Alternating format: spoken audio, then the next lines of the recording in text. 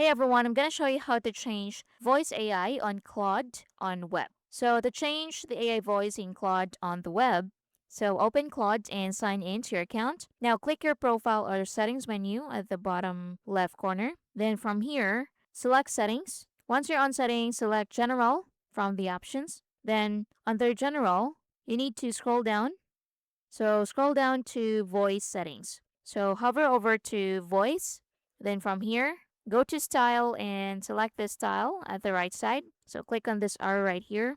So select the voice you prefer. So Claude will play a preview when you click a voice option. For example, this one. So you can choose buttery, airy, mellow, glassy, or rounded. So choose whichever you like. You can also select the speed. So click on this arrow so you have slow, normal, and fast. Now, your selection is saved automatically and will be used in voice mode.